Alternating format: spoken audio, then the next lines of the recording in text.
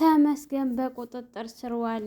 ትሁትንና ካሌብን ተከታትሏቸው መሳሪያ ሲመዝባቸው፣ ነገር ግን አባባ ለፖሊስ አመልክተው ስለነበረ እሱን እየተከታተሉት ባለበት ሰዓት እሱ መሳሪያ ሲይዝ እንግዲህ በቁጥጥር ስር አውለውታል። ምክንያቱም ህገ ወጥ መሳሪያ ነው አንደኛ፣ ሁለተኛ ነገር ደግሞ ሰዎችን በግድያ ወንጀል ሊያዝ ችሏል። ከዚህ በፊትም ቤት ውስጥ ካሜራ ደብቀው ስለነበረ ቤታቸው እየተመላለሰ እነሱን ለማጥፋት እንዲሁም ለማገት ሲያደርግ የነበረው ሙሉ ቪዲዮ ስለነበራቸው አባባ ያንን ለፖሊስ አሳልፈው ስለሰጡ እንግዲህ ተመስገንም ታስሯል። አሁን ደግሞ ቀጣይ ቲና ልትታሰር ነው። ምክንያቱም ብዙ ጊዜ ትተዋለች ብለው ቢያስጠንቅቋትም እሷ ግን ተንኮሏ እየባሰ እንጂ እየሄደ ያለው እየቀነሰ ስላልሆነ ከዚህ በላይ አማራጭ የለኝም። ምክንያቱም ከኔ አልፎ ትሁት በሰላም አልኖረችም። ትሁት በሰላም እንድትኖር መኖር ካለባት የግዴታ እነሱ ሲያዙ ነው በማለት እንግዲህ አባባ ሊያሳስሯቸው ችለዋል። ትሁትና ካሌብ ያልጠበቁት ነገር ነው። ምክንያቱም ካሌብ በጣም ደንግጦና ፈርቶ ወደኋላ እየሸሸ ባለበት ሰዓት ወዲያው ፖሊስ መጥቶ ሲይዛቸው ቆይ አባዬ እዚህ ምን ታደርጋለህ? እኛን ያይህን ነበረ እንዴ ምናምን ሲል እኔ ሁልጊዜም ቢሆን ከእናንተ ጀርባ አለሁኝ። እኔ እስካለሁ ድረስ ሁሌም ቢሆን ምንም አትሆኑ። ካሌብ ራስህን ለመጠበቅ ሞከር እንጂ እኔ አባትህ በህይወት እስካለሁ ድረስ ምንም አትሆንም። የእናንተን ሰላም የሚያደፈርስ በሙሉ በእናንተ መንገድ የሚገባን እንቅፋቶችን በሙሉ እኔ እስካለሁ አስወግዳችኋለሁ በማለት እንግዲህ አባባ በደስታ ትሁትንና ካሌብን ይዘው ወደ ቤት ገብተዋል ማለት ነው። ሰላም ሰላም፣ ውድና የተከበራችሁ ቻናላችን ቤተሰቦች ላይክ፣ ሸር፣ ሰብስክራይብ ማድረጋችሁን አትርሱ።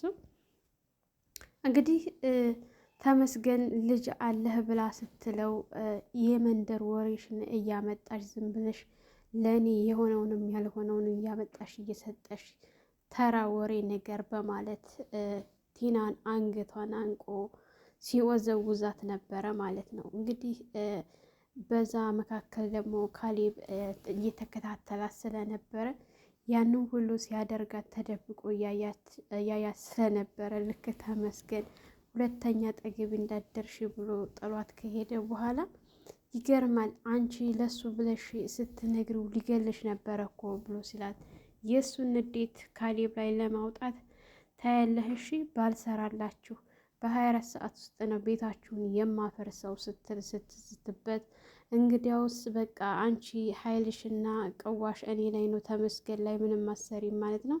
ተመስገን አንቺ ላይ በጣም ጀግና ነው ምናምን ብሎ በጣም ብሽቅርር ድብን አድርጓት ነበረ። ካሌብ እንግዲህ ምንም የምትሰሪው ሁሉ አይሳካልሽም፣ ልፊ ቤልሽ ነው። አየሽ ምን እንደሚያደርግሽ እየተከታተልኩሽ ስለነበረ ከጀርባሽ ያደረገሽን በሙሉ ሁሉ አይቻለሁ። ቲና አትልፊ፣ አይደክምሽም እንዳይበቃሽም ተንኮል ብሎ ሲያት መቼም ቢሆን እናንተን ሳላጠፋ እና የእናንተን ቤት ሳላፈርስ አይደክመኝም ስትል እንግዲያውስ ሞክሪ አፈርሳለሁ ሲሉ መፍረስ እንዳለ አስቤበት ብሎ ጥሏት ነበር የሄደው።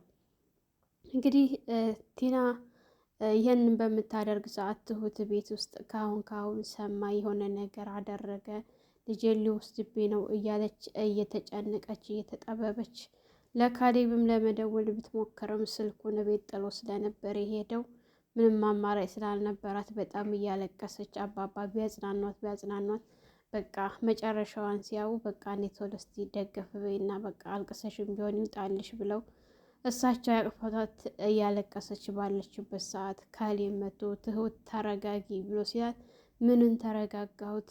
አሁን እኮ ልጄን ከሰማ ይወስድብኛል ከትምህርት ቤት፣ ልጄን እንዳይወስድብኝ ከትምህርት ቤት ስትል ሰምቷል፣ ግን ደግሞ ምንም አላዳረገ ብሎ ሲያት እንዴት ሁለታቸውም አባባም እንዲሁም ደግሞ ትሁትም ደንግጠው ወደ እሱ ሲዘሩ ማለት ሲሉት ማለትማ ነግረዋለች፣ ግን ደግሞ ውሸታም ብሎ አንገቷን አንቆ ሊገላት ነበረ ብሎ ሲላቸው በቃ ከነገረችው ዛሬ እንኳን ምንም ባያምናት ከአሁን በኋላ እንግዲህ አጣርቶ ይደርስበታል እውነታውን።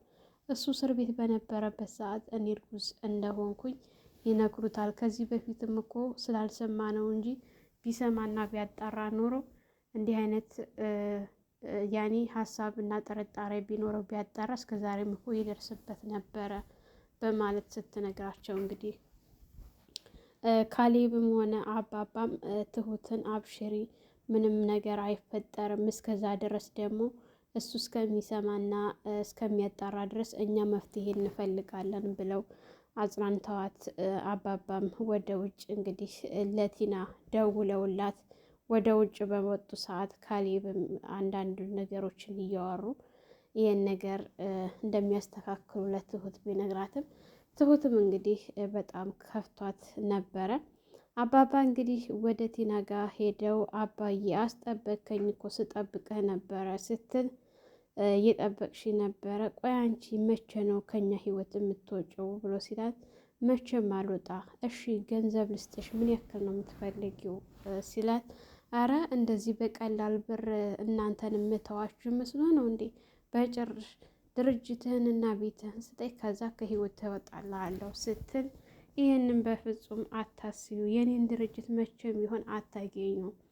ምናልባት ሰው ከሆንሽ እንደ ሰው ካሰብሽ ብዬ ነው እንጂ ገንዘብ ልክፈልሽ እና ከህይወቴ ራቂ ብዬ ያልኩሽ። አንቺ እንኳን ገንዘብ ምንም ነገር ላንቺ አያስፈልግም። ቲና የመጨረሻ ነግሬሻለሁኝ። ከልጆቼ ህይወት እጅሽን ማንሺ፣ እግርሽንም ሰብስቢ። ከዚህ በኋላ ግን አልሰበሰብም አልቆጠብም እምትይ ከሆነ እኔ የማደርገውን አውቃለሁ። ታሁን በኋላ አላስጠነቅቅሽምም አለምንሽምም። አንቺን በማስጠንቀቅ ጊዜን አልጨርስም፣ በቅቶኛል፣ የመጨረሻ ነው ብለው ጥለዋት ሲሄድ አይ አባዬ ድከም እኮ ቢልህ ነው። እኔ እንደሆነ መቼም ልተውህ አልችልም እዛ ቤት ተመልሼ እስካልገባው ድረስ ስትል እዛ ቤት ተመልሰሽ መግባት ያምርሻል ብለዋት ነበረ ጥለዋት የሄዱት ማለት ነው። እንግዲህ ቲና አማራጭ ስለሌላት ወደ ተመስገን ቤት ስትሄድ መጣሽ ብሎ ሲያት አዎ የት ልሄድልህ ነው? ቆይ አንቺ መቼ ነው ከኔ አጠገብ የምትርቂው? አትምጪ፣ በቃ ከአንቺ ጋር መስራት አልፈልግም ስልሽ አስምም እንዲህ ብሎ ቢላትም አብረን እንሰራታለን እንሰራለን። እኔም ለአንተ አስፈልግሃለሁ፣ አንተም ለእኔ ታስፈልገኛለህ። ተደጋግፈን አብረን እንሰራለን እንጂ አንተን ልተውህ መቼም አልችልም በማለት እንግዲህ ቆይ ለምን አታምነኝም ብላ ስትለው ቲና መቼም ላምንሽ አልችልም፣ ይህን የመንደር ወሬሽን እያሽ የመጣሽ እኔ ጋር ማይሆን ወሬ አታውሪ፣ ይህን ላምንሽ አልችልም ብሎ ሲላት ግዴለህም ተመስገን ተረጋጋና አዳምጠኝ ስትለው እቤት ውስጥ እንግዲህ ብዙም ስላልተቀበላት እና ወጣ እንበልና ሻይ ቡና እያል እንነጋገርበት ስትል እሱም እሺ በማለት እንግዲህ በመጨረሻ አምኖላት ይዛው ወጥታ የሚያጠራጥር ነገር ስለትሁት አንዳንድ ነገሮችን እስኪ ንገረኝ ምናልባት አጠራጣሪ ካለ ስትል ስለ ትሁት ምን አይነት ሴት ነበረች ብላ ስትጠይቀው ትሁት ማንም የሚፈልጋት አይነት ሴት ናት። በጣም ከኛ አካባቢ ተፈላጊ የሆነች ሴት ናት። ማንም የሚጓጓላት ማንም የሚቋምጥላት ምናምን ሲል እንግዲያውስ እንደዚህ ተሆነ ታዲያ ለምን የሆነ መፍትሄ አንፈልግም ስትል ምን አይነት መፍትሄ ሲላት ለምን እኛ ሰዎች ወደ እሷ ልከንባት በፍቅር በኩል አይጠይቃትም? በደካማ ጎን ነው ያኔ ካሌብ እንደሆነ ሲፈልግ አንዴ ይፈልጋታል፣ ሲፈልግ እንደፈለገ ነው። ስለዚህ በጎን እሷን የሚንከባከባት ጥሩ ሰው ፍቅር የሚሰጣት እንላክባትና ያኔ አንተ ለራስ ታደርጋታለህ ብላ ስትለው በፍጹም በዚህ ነገር ላይ አልስማማም ብሎ እምቢ ብሏታል ማለት ነው። ተው ብትለውም ሌላ ሀሳብ ካመጣሽ አምጪ እንጂ እኔ ትሁቴን ማንም እንዲቀርባት አልፈልግም። የሚደረገውን አድርጌ የራሴ ለማድረግ እንጂ ጭራሽ ሌላ ሰው የዚህ አልበቃ ብሎ ተጨማሪ ብሎ ሲላት ነበረ ማለት ነው። አንቺም ለራስሽ ጥቅም ነው፣ እኔም ለራሴ ጥቅም ነው። ለአንቺ ለራስሽ ጥቅም ስትይ እኔ ትሁትን አሳልፌ ሌላ ወንድ እንዲቀርባት በፍጹም አላደርገውም፣ ይሄን አታስቢ ብሎ ተቆጥቷት ነበረ ማለት ነው።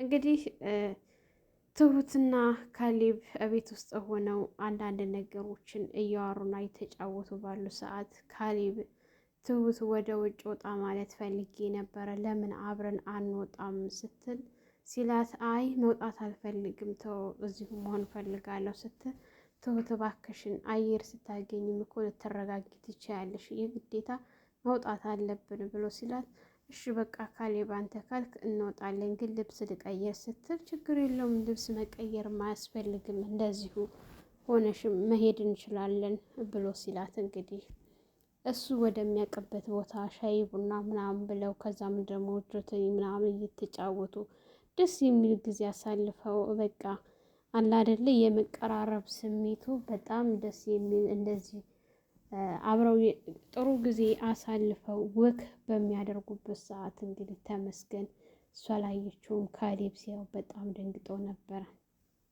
አባባና ትሁት የትሁት እህት ተደዋውለው ልጇ እንዳመማትና ሕክምና እንዳስፈለጋት ለአባባ ስትነግራቸው እንግዲያውስ እኔ መደወል ፈልጌ ነበር፣ መጀመሪያውንም ትሁት ሳትሰማ እኔ አሳክማታለሁኝ፣ እንኳንም ሰማሁኝ።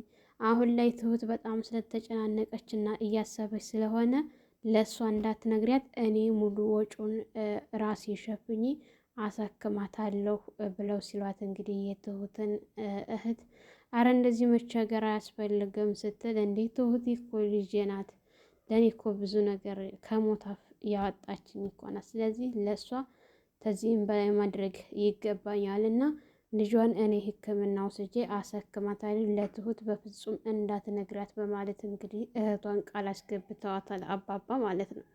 እህቲቱም አማራጭ ሳጣ ነው አንተ ጋር የደወልኩት አመሰግናለሁ ብላ ስልክ ከዘጉ በኋላ የትሁትና የካሌብ ነገር በጣም እያሳሰባቸው ስለሆነ አባባ እንዲቀራረቡላቸውና እንዲጋቡ ስለሚፈልጉ አማራጭ በጣም አጥተዋል። ይህን ተመስገን የሚባል ሰውዬ ከእነሱ መካከል እንዴት ነው የማጠፋው፣ እንዴት ነው ይህን ሰውዬ የማስወግደው ብሎ ሲያስቡና ሲፈክሩ ነበረ።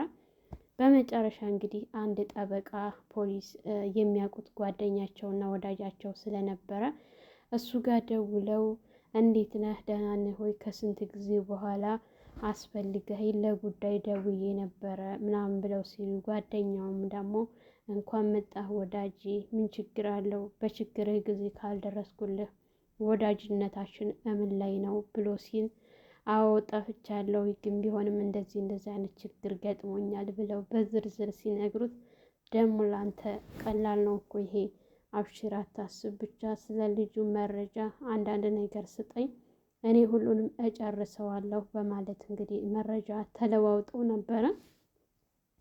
ካሌብ እና ትሁት ወክ እያደረጉ ወደ ቤት ሊገቡ ሲሉ እንግዲህ ተመስገን መሳሪያ ደቀኖባቸው ፊት ለፊት ሲፋጠጡ ካሌብም ትሁት ምንም እንዳትሆንበት እሷን በሱ ከለላ አድርጎ እሱ ፊት ለፊት ሲጋፈጥ ነበረ።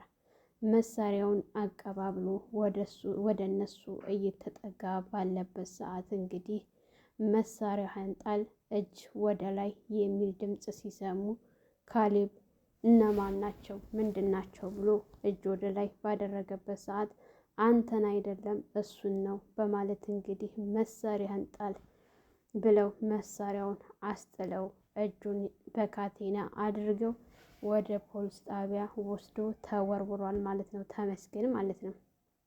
የእውነት በጣም ታግሰው ነበረ አባባ። በስተመጨረሻ ይህን ነገር ማድረጋቸው በጣም ትልቅ ስራ ነው የተሰራው።